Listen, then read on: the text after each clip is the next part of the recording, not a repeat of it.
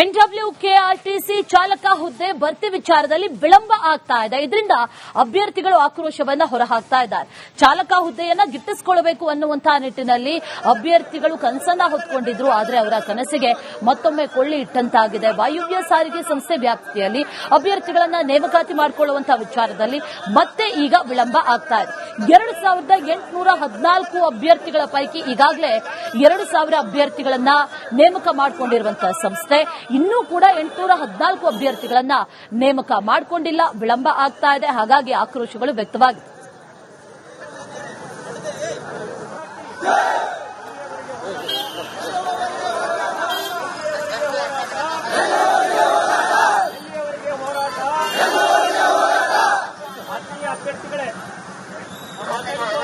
ಸಾರಿಗೆ ಸಂಸ್ಥೆಯಲ್ಲಿ ನೌಕರಿಯನ್ನ ಪಡೆದುಕೊಳ್ಳಬೇಕು ಅಂತಕ್ಕಂಥ ಮಹದಾಸೆಯನ್ನ ಹೊಂದಿದ್ದಂತ 2814 ಅಭ್ಯರ್ಥಿಗಳಲ್ಲಿ ಈಗಾಗಲೇ 2000 ಜನರನ್ನ ಈಗಾಗಲೇ ಏನು ಭರ್ತಿ ಮಾಡಿಕೊಂಡಿರ್ತಕ್ಕಂಥದ್ದು. ಇನ್ನ 814 ಜನರ ಒಂದು ಹುದ್ದೆ ಭರ್ತಿ ಮಾಡಿಕೊಳ್ಳುವಂತ ವಿಚಾರದಲ್ಲಿ ಬಾಕಿ ಇರತಕ್ಕಂಥದ್ದು. ಇನ್ನು ಈ ಬಗ್ಗೆ ಮಾತನಾಡಲಿಕ್ಕೆ ವಾಯು ಸಾರಿಗೆ ಸಂಸ್ಥೆಯ MD ಆಗಿರ್ತಕ್ಕಂಥ ಪ್ರಿಯಾಂಕ್ ಅವರಿದ್ದಾರೆ ನಮ್ಮ ಜೊತೆ.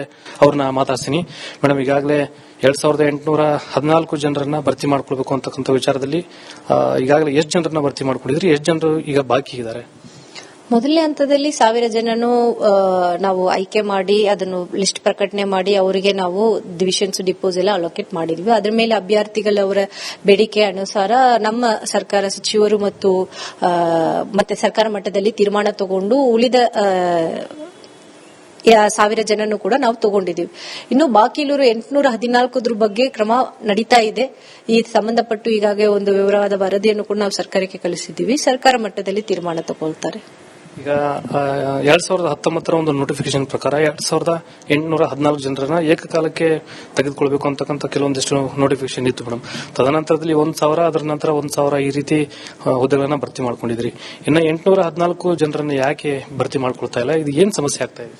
ಇಲ್ಲ, ನಾನು ಇದರಲ್ಲಿ ಒಂದು ವಿಷಯ ಸ್ಪಷ್ಟನೆ ಮಾಡಕ್ಕೆ ಇಷ್ಟಪಡ್ತಾ ಇದ್ದೀನಿ. ನಾವು ನೋಟಿಫಿಕೇಶನ್ ಅಲ್ಲಿ ಬಹಳ ಕ್ಲಿಯರ್ ಆಗಿ ಹೇಳಿದೀವಿ, ಈ ನಂಬರ್ಸ್ ಅಲ್ಲಿ ಹೆಚ್ಚು ಮಾಡೋದು ಕಡಿಮೆ ಮಾಡೋದು ಕಾರ್ಪೊರೇಷನ್ ಮತ್ತು ಸರ್ಕಾರದ ಹಂತದಲ್ಲಿ ತೀರ್ಮಾನ ಆಗುತ್ತೆ ಅಂತ ನಾವು ಹೇಳಿದೀವಿ. ಇದು ಕೋವಿಡ್ ಪೂರ್ವದಲ್ಲಿ ಆಗಿರುವ ನೋಟಿಫಿಕೇಶನ್. ಬಟ್ ಆಧಾರನೂ ಕೂಡ ನಾವು ನಮ್ದು ನೋಟಿಫಿಕೇಶನ್ ಪ್ರಕಾರ ಏನೇನ್ ಮಾಡಬೇಕು ಮಾಡ್ತಾ ಇದೀವಿ. ಇನ್ನು ಉಳಿದಿರುವ 814 ಏನು ಕ್ರಮ ತಗೊಳ್ಬೇಕು ಅದು ಕೂಡ ಸರ್ಕಾರ ಹಂತದಲ್ಲಿಯೇ ಡಿಸೈಡ್ ಆಗಬೇಕು. ಸೊ ಅದಕ್ಕೆ ವರದಿ ಕಳಿಸ್ತಿದೀವಿ. ಸೊ ಸ್ವಲ್ಪ ಅದರಲ್ಲಿ ಡಿಸಿಷನ್ ಆಗುತ್ತೆ, ಅದರ ಮೇಲೆ ಕ್ರಮ ವಹಿಸ್ತೀವಿ. ಈ ನಿಟ್ಟಿನಲ್ಲಿ ಸರ್ಕಾರಕ್ಕೆ ಪತ್ರ ಬರೆದಿದ್ದೀರಿ ಮೇಡಮ್? ಪತ್ರ ಬರೆದಿದ್ದೀವಿ. Thank you. ಇದಿಷ್ಟು MD ಆಗಿರ್ತಕ್ಕಂಥ ಪ್ರಿಯಾಂಕ್ ಅವರ ಮಾತುಗಳು. ಇನ್ನ 814 ಅಭ್ಯರ್ಥಿಗಳನ್ನ ನೇಮಕ ಮಾಡಿಕೊಳ್ಳುವಂತಹ ವಿಚಾರದಲ್ಲಿ ರಾಜ್ಯ ಸರ್ಕಾರಕ್ಕೆ ಈಗಾಗಲೇ ಪತ್ರವನ್ನ ಬರೆಯಲಾಗಿದೆ. ಆದಷ್ಟು ಶೀಘ್ರವೇ ಸರ್ಕಾರದಿಂದ ನಮಗೆ ಉತ್ತರ ಬರುವಂತ ನಿರೀಕ್ಷೆ ಇದೆ ಅಂತಕ್ಕಂಥ ಒಂದು ಭರವಸೆಯನ್ನು ವ್ಯಕ್ತಪಡಿಸ್ತಾ ಇದ್ದಾರೆ. ಕ್ಯಾಮರಾ ಪರ್ಸನ್ ವಿನಾಯಕ್ ಪೂಜಾರ್ ಜೊತೆ ಪ್ರಕಾಶ್ ಹಿರೇಮಠ, ರಿಪಬ್ಲಿಕ್ ಕನ್ನಡ, ಹುಬ್ಬಳ್ಳಿ. NWKRTC ಚಾಲಕ ಹುದ್ದೆ ಭರ್ತಿ ವಿಚಾರದಲ್ಲಿ ವಿಳಂಬ ಆಗ್ತಾ ಇದೆ. ಇದರಿಂದ ಅಭ್ಯರ್ಥಿಗಳು ಆಕ್ರೋಶವನ್ನ ಹೊರಹಾಕ್ತಾ ಇದ್ದಾರೆ. ಚಾಲಕ ಹುದ್ದೆಯನ್ನ ಗಿಟ್ಟಿಸಿಕೊಳ್ಳಬೇಕು ಅನ್ನುವಂತಹ ನಿಟ್ಟಿನಲ್ಲಿ ಅಭ್ಯರ್ಥಿಗಳು ಕನಸನ್ನ ಹೊತ್ಕೊಂಡಿದ್ರು. ಆದರೆ ಅವರ ಕನಸಿಗೆ ಮತ್ತೊಮ್ಮೆ ಕೊಳ್ಳಿ ಇಟ್ಟಂತಾಗಿದೆ. ವಾಯುವ್ಯ ಸಾರಿಗೆ ಸಂಸ್ಥೆ ವ್ಯಾಪ್ತಿಯಲ್ಲಿ ಅಭ್ಯರ್ಥಿಗಳನ್ನ ನೇಮಕಾತಿ ಮಾಡಿಕೊಳ್ಳುವಂತಹ ವಿಚಾರದಲ್ಲಿ ಮತ್ತೆ ಈಗ ವಿಳಂಬ ಆಗ್ತಾ ಇದೆ. 2814 ಅಭ್ಯರ್ಥಿಗಳ ಪೈಕಿ ಈಗಾಗಲೇ 2000 ಅಭ್ಯರ್ಥಿಗಳನ್ನ ನೇಮಕ ಮಾಡಿಕೊಂಡಿರುವಂತಹ ಸಂಸ್ಥೆ ಇನ್ನೂ ಕೂಡ 814 ಅಭ್ಯರ್ಥಿಗಳನ್ನ ನೇಮಕ ಮಾಡಿಕೊಂಡಿಲ್ಲ. ವಿಳಂಬ ಆಗ್ತಾ ಇದೆ. ಹಾಗಾಗಿ ಆಕ್ರೋಶಗಳು ವ್ಯಕ್ತವಾಗಿದೆ.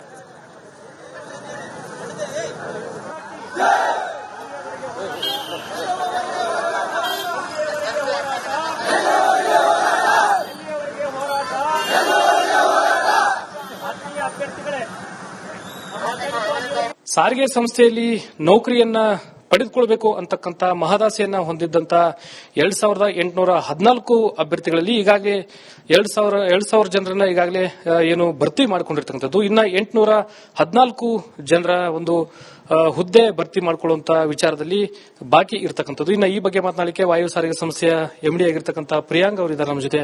ಅವ್ರನ್ನ ಮಾತಾಡ್ತೀನಿ. ಮೇಡಮ್, ಈಗಾಗಲೇ 2814 ಜನರನ್ನ ಭರ್ತಿ ಮಾಡ್ಕೊಳ್ಬೇಕು ಅಂತಕ್ಕಂಥ ವಿಚಾರದಲ್ಲಿ ಈಗಾಗಲೇ ಎಷ್ಟು ಜನರನ್ನ ಭರ್ತಿ ಮಾಡ್ಕೊಂಡಿದ್ರಿ, ಎಷ್ಟು ಜನರು ಈಗ ಬಾಕಿ ಇದ್ದಾರೆ? ಮೊದಲನೇ ಹಂತದಲ್ಲಿ 1000 ಜನನು ನಾವು ಆಯ್ಕೆ ಮಾಡಿ ಅದನ್ನು ಲಿಸ್ಟ್ ಪ್ರಕಟಣೆ ಮಾಡಿ ಅವರಿಗೆ ನಾವು ಡಿವಿಷನ್ಸ್ ಡಿಪೋಸ್ ಎಲ್ಲ ಅಲೋಕೇಟ್ ಮಾಡಿದ್ವಿ. ಅದರ ಮೇಲೆ ಅಭ್ಯರ್ಥಿಗಳವರ ಬೇಡಿಕೆ ಅನುಸಾರ ನಮ್ಮ ಸರ್ಕಾರ ಸಚಿವರು ಮತ್ತೆ ಸರ್ಕಾರ ಮಟ್ಟದಲ್ಲಿ ತೀರ್ಮಾನ ತಗೊಂಡು ಉಳಿದ ಸಾವಿರ ಜನನು ಕೂಡ ನಾವು ತಗೊಂಡಿದ್ದೀವಿ. ಇನ್ನು ಬಾಕಿ ಇರೋರು 814 ಬಗ್ಗೆ ಕ್ರಮ ನಡೀತಾ ಇದೆ. ಈ ಸಂಬಂಧಪಟ್ಟು ಈಗಾಗಲೇ ಒಂದು ವಿವರವಾದ ವರದಿಯನ್ನು ಕೂಡ ನಾವು ಸರ್ಕಾರಕ್ಕೆ ಕಳಿಸಿದ್ದೀವಿ. ಸರ್ಕಾರ ಮಟ್ಟದಲ್ಲಿ ತೀರ್ಮಾನ ತಗೊಳ್ತಾರೆ. ಈಗ 2019 ಒಂದು ನೋಟಿಫಿಕೇಶನ್ ಪ್ರಕಾರ 2814 ಜನರನ್ನ ಏಕಕಾಲಕ್ಕೆ ತೆಗೆದುಕೊಳ್ಬೇಕು ಅಂತಕ್ಕಂಥ ಕೆಲವೊಂದಿಷ್ಟು ನೋಟಿಫಿಕೇಶನ್ ಇತ್ತು ಮೇಡಮ್. ತದನಂತರದಲ್ಲಿ 1000, ಅದರ ನಂತರ 1000 ಈ ರೀತಿ ಹುದ್ದೆಗಳನ್ನ ಭರ್ತಿ ಮಾಡ್ಕೊಂಡಿದ್ರಿ. ಇನ್ನು 814 ಜನರನ್ನ ಯಾಕೆ ಭರ್ತಿ ಮಾಡ್ಕೊಳ್ತಾ ಇಲ್ಲ? ಇದು ಏನ್ ಸಮಸ್ಯೆ ಆಗ್ತಾ ಇದೆ?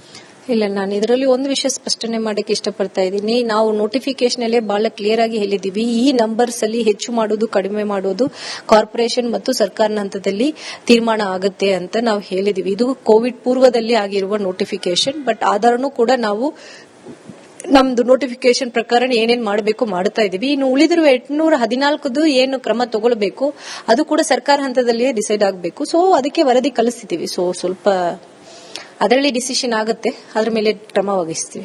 ಈ ನಿಟ್ಟಿನಲ್ಲಿ ಸರ್ಕಾರಕ್ಕೆ ಪತ್ರ ಬರೆದಿದ್ರಿ ಮೇಡಮ್? ಬರೆದಿದ್ದೀವಿ. Thank you. ಇದಿಷ್ಟು ಎಂಡಿ ಆಗಿರತಕ್ಕಂಥ ಪ್ರಿಯಾಂಕ್ ಅವರ ಮಾತುಗಳು. ಇನ್ನ 814 ಅಭ್ಯರ್ಥಿಗಳನ್ನ ನೇಮಕ ಮಾಡಿಕೊಳ್ಳುವಂತಹ ವಿಚಾರದಲ್ಲಿ ರಾಜ್ಯ ಸರ್ಕಾರಕ್ಕೆ ಈಗಾಗಲೇ ಪತ್ರವನ್ನ ಬರೆಯಲಾಗಿದೆ. ಆದಷ್ಟು ಶೀಘ್ರವೇ ಸರ್ಕಾರದಿಂದ ನಮಗೆ ಉತ್ತರ ಬರುವಂತ ನಿರೀಕ್ಷೆ ಇದೆ ಅಂತಕ್ಕಂಥ ಒಂದು ಭರವಸೆಯನ್ನು ವ್ಯಕ್ತಪಡಿಸ್ತಾ ಇದ್ದಾರೆ. ಕ್ಯಾಮರಾ ಪರ್ಸನ್ ವಿನಾಯಕ್ ಪೂಜಾರಿ ಜೊತೆ ಪ್ರಕಾಶ್ ಹಿರೇಮಠ, ರಿಪಬ್ಲಿಕ್ ಕನ್ನಡ, ಹುಬ್ಬಳ್ಳಿ.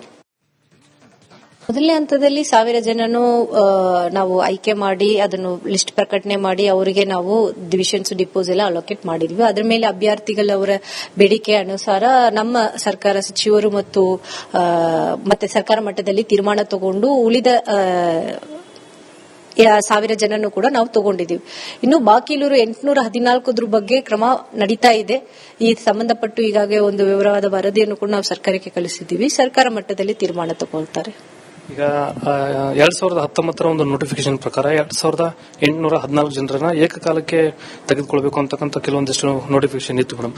ತದನಂತರದಲ್ಲಿ 1000, ಅದರ ನಂತರ 1000 ಈ ರೀತಿ ಹುದ್ದೆಗಳನ್ನ ಭರ್ತಿ ಮಾಡ್ಕೊಂಡಿದ್ರಿ. ಇನ್ನು 814 ಜನರನ್ನ ಯಾಕೆ ಭರ್ತಿ ಮಾಡ್ಕೊಳ್ತಾ ಇಲ್ಲ? ಇದು ಏನ್ ಸಮಸ್ಯೆ ಆಗ್ತಾ ಇದೆ?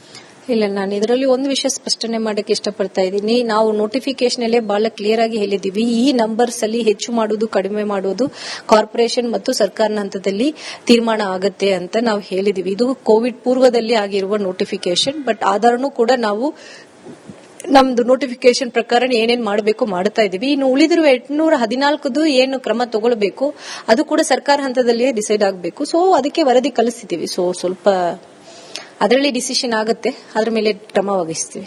ಈ ನಿಟ್ಟಿನಲ್ಲಿ ಸರ್ಕಾರಕ್ಕೆ ಪತ್ರ ಬರೆದಿದ್ರಿ ಮೇಡಮ್? ಬರೆದಿದ್ದೀವಿ. Thank you.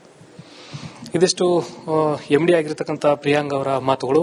ಇನ್ನ 814 ಅಭ್ಯರ್ಥಿಗಳನ್ನ ನೇಮಕ ಮಾಡಿಕೊಳ್ಳುವಂತಹ ವಿಚಾರದಲ್ಲಿ ರಾಜ್ಯ ಸರ್ಕಾರಕ್ಕೆ ಈಗಾಗಲೇ ಪತ್ರವನ್ನ ಬರೆಯಲಾಗಿದೆ. ಆದಷ್ಟು ಶೀಘ್ರವೇ ಸರ್ಕಾರದಿಂದ ನಮಗೆ ಉತ್ತರ ಬರುವಂತ ನಿರೀಕ್ಷೆ ಇದೆ ಅಂತಕ್ಕಂಥ ಒಂದು ಭರವಸೆಯನ್ನು ವ್ಯಕ್ತಪಡಿಸ್ತಾ ಇದ್ದಾರೆ.